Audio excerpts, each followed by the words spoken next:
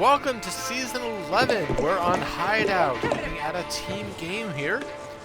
This team has a mix of high plat to low conk players, so should be, fairly good gameplay here. Now, on the two teams, now, I think I'm going to say this as the northern and southern team, so that might not quite work. What do you think? Or I can't do the cool team and the hot team. I'll do this. This is the western team. Okay.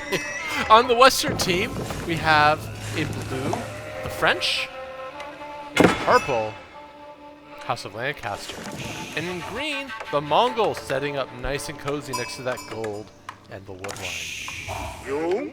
And on the other side of the map, we have in teal, Juicy's Legacy, in pink, Japan, and in red, with Krusty, the Byzantines. I said Krusty like any of us know who he is, but hi Krusty. I could say your name. I can say Horse to Win and Z as well. I'm limited here. First Cistern coming down here. So all of these civilizations have a lot of really good assets, and it's some really good positioning here I really like. On the flanks, especially on a map like Hideout, having the extra defenses, the Akratoid defenses you have for the Byzantine, really helpful here. You need smart base design for that to work. You have to have your hotkeys set up nice and smooth. Japan here, they're going to need a lot of room for their farms. You really want to keep those central on their main town center, and I like how they left room here to build those towns around the base. And I think Juicy has the ability to really pump out a lot of stuff, so also really good flank civ. On the other side of the map, let's see how they're doing. Let's see if we think that they have a favorable position as well. Mongols, obviously not great defensively. They have some challenges there with no walls. So maybe less fortunate than you would like to see. We already have a pasture on the Uvu, pumping out the extra sheep. Shout out to the Extra Sheep podcast. Hello. We have, I think, our first age up so far, Abbey of Kings coming out here for the House of Lancaster. House of Lancaster, would be great actually to have on the flank, but unfortunately they got the roll of the dice where they're in the center here.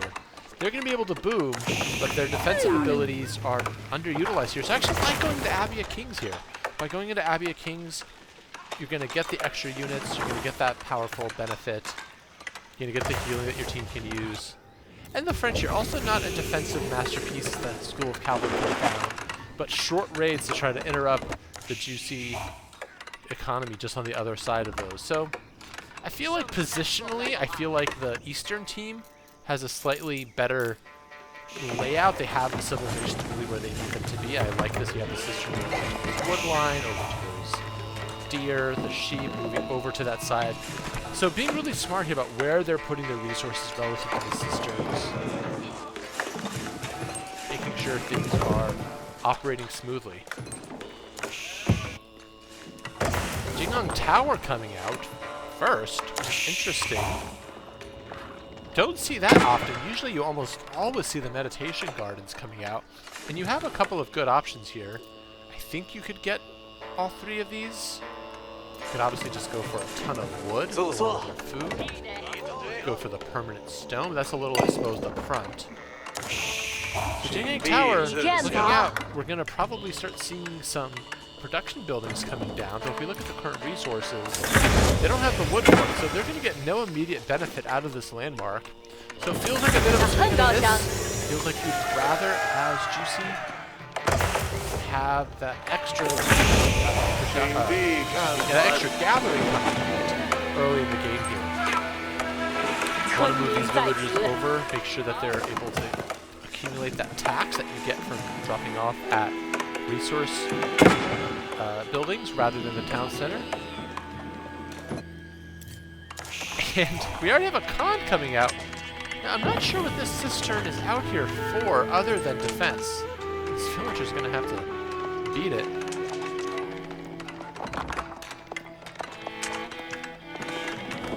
Obviously, if you activate an Akratoid defense, the villagers get the help, and if you have, the building damage goes down here. I'm really not sure what this, let's say, forward cistern is there for.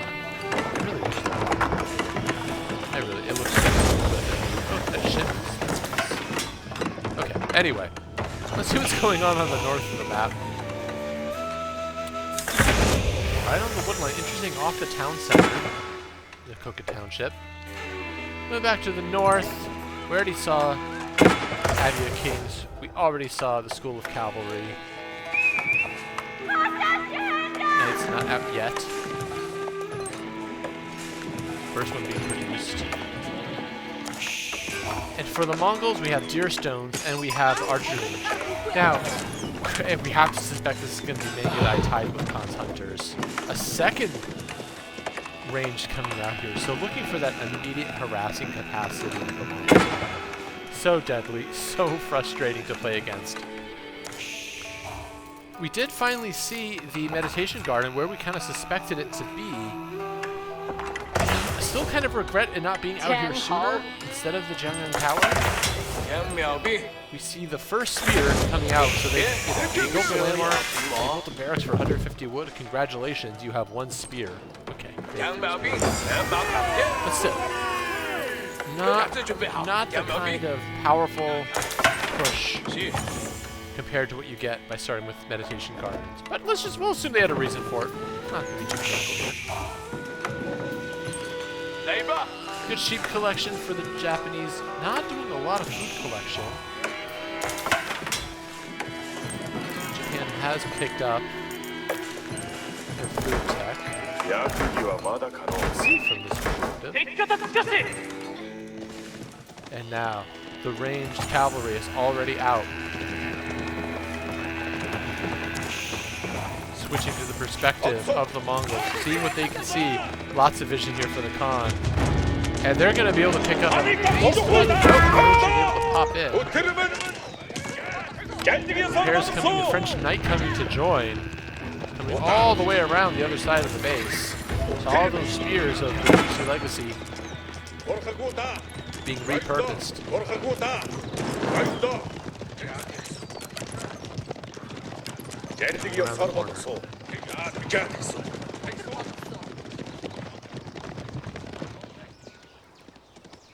Lord of Lancaster out as well. Their great sword. Well, all three are going to start putting pressure out here. Now, I get the benefit of this. You really don't want the Byzantines to gather steam. That oil that accumulates, especially if they get the Goldhorn Tower up, and the Foreign Engineering Company, they can just make an oil. You can get them gathered food, getting gold from food. Really absurd. It's really hard to beat. I'm not really sure about all of these systems. This is going to be... Yeah, let's head on Prosciutto.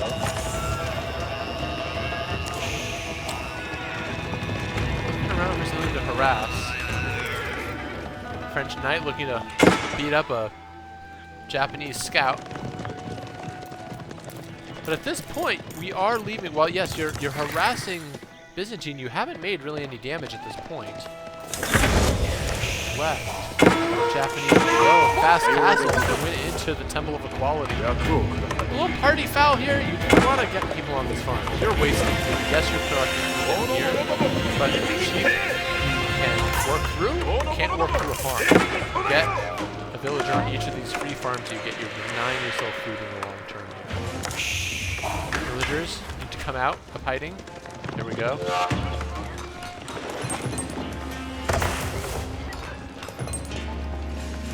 So the Temple of Equality able to come out, get these monks out. Now they're not having the map control.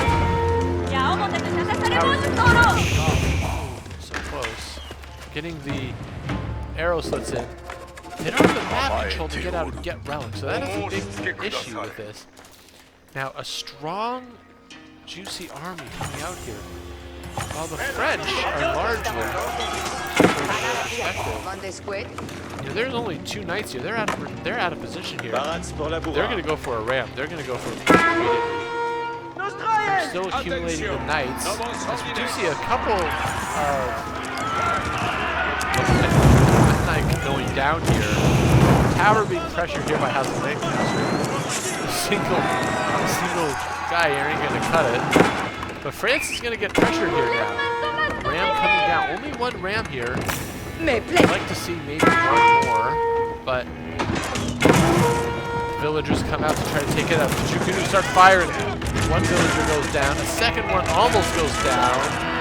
Whew. Vandals pump out damage.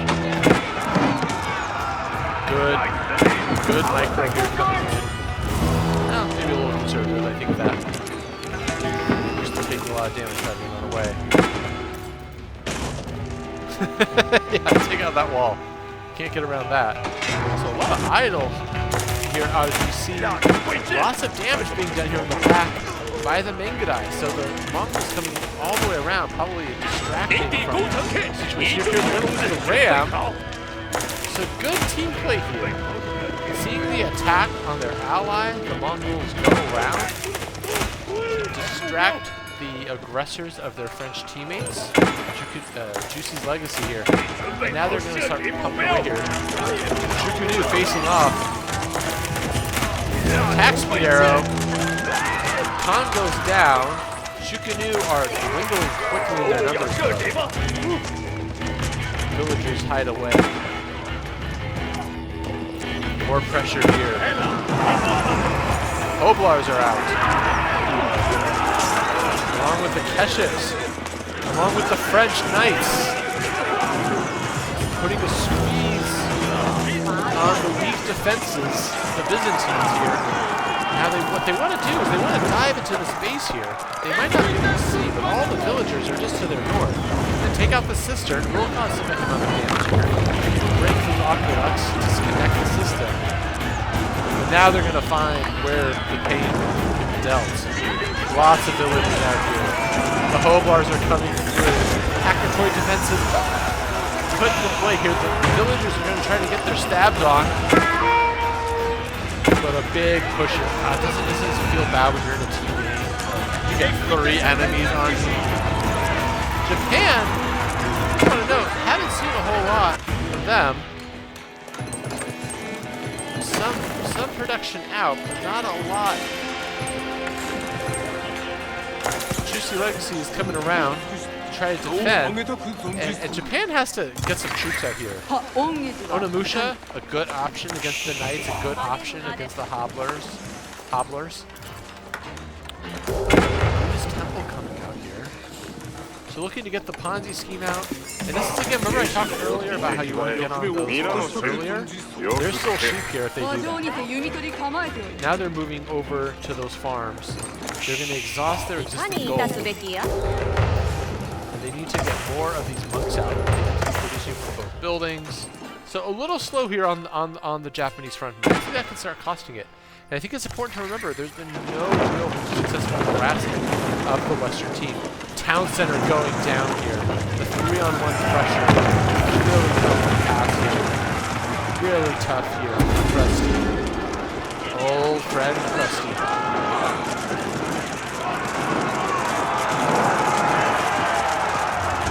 Juicy's Legacy is going to try to defend here, but they're going to lose their entire army here.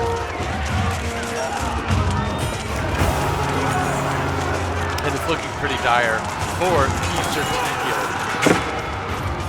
Kurultai really in the, I don't know if I've ever seen a Kurultai this tucked into a base. It was on the inside, and Krusty's going to tap out here, and that's going to call it. Japan never really got on board as the rest of the team surrendered. So, our first team game here of Season 11 complete. Really thorough pressure applied by the combination of the French, the Mongols, and the House of Lancaster. Well played. Good game for all. And look at the timeline, military count. And you can see, you know, just nothing was made by the Eastern team until it's 2. I mean, you see a small amount here from the Japanese, but they never really got above that. Only at the very end did they try to increase higher. Juicy's Legacy and Teal, they did make army early. They tried to pressure the French. They got distracted by the Mongols and were unable to really make any damage. So really clear-cut victory here. Villager count. Oh.